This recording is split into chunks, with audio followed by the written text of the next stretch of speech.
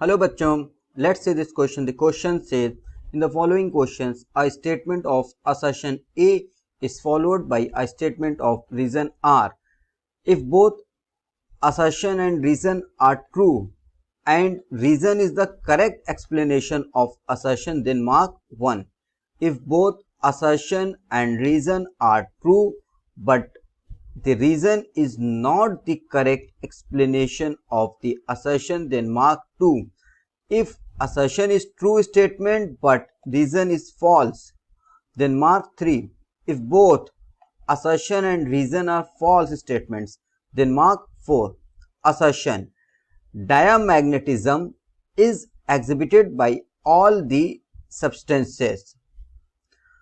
Reason: diamagnetism is due to paired electrons. की concept, ये question based है diamagnetism के कंसेप्ट पे। इस क्वेश्चन में हमें असर्शन स्टेटमेंट दिया है कि सारे सब्सटेंस डायामैग्नेटिज्म शो करते हैं, एग्जिबिट करते हैं। रीजन स्टेटमेंट है डायामैग्नेटिज्म पेयर्ड इलेक्ट्रॉन्स के कारण होता है। डायामैग्नेटिक सब्सटेंस, जैसा कि हम जानते हैं कि डायामैग्नेटिक सब्सटेंस के एटम्स के आउटर ऑर्बिट्स में, आउटर शेल्स में इलेक्ट्रॉन्स पेयर्ड फॉर्म में होते हैं। अनपेयर्ड इलेक्ट्रॉन नहीं होता है। अनपेयर्ड इलेक्ट्रॉन होने से ये इलेक्ट्रॉन अपोजिट डायरेक्शन में स्पिन करेंगे। मींस एक अगर क्लॉकवाइज कर रहा है तो दूसरा एंटी क्लॉकवाइज करेगा। So net dipole movement of these substances is clearly zero.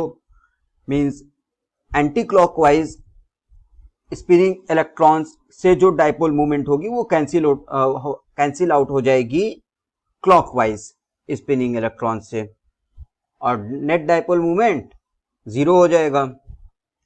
So we can say that diamagnetism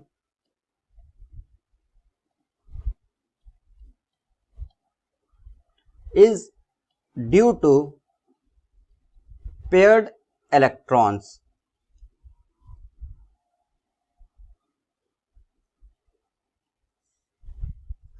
diamagnetism की मीनिंग है कि जब कोई डायामैग्नेटिक सब्सटेंस किसी एक्सटर्नल मैग्नेटिक फील्ड में रखा होता है तो एक्सटर्नल मैग्नेटिक फील्ड से ये सब्सटेंस रिपल होता है।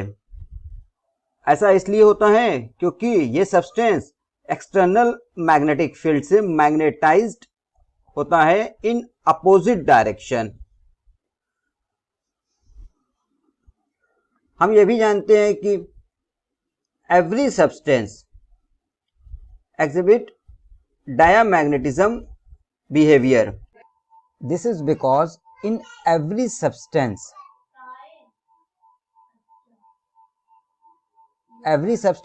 or every atom in inner shells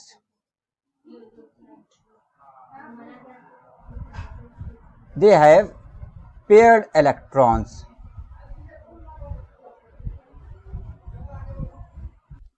So the assertion statement diamagnetism is exhibited by all the substances is true, and the reason statement diamagnetism is due to paired electrons is also true, and reason is the correct explanation of assertion. So the correct option is option number 1. Both assertion and reason are true, and reason is the correct explanation of assertion. So the final answer is option number 1. Both assertion and reason are true, and reason is the correct explanation of assertion. Hope you will understand it well. Best of luck.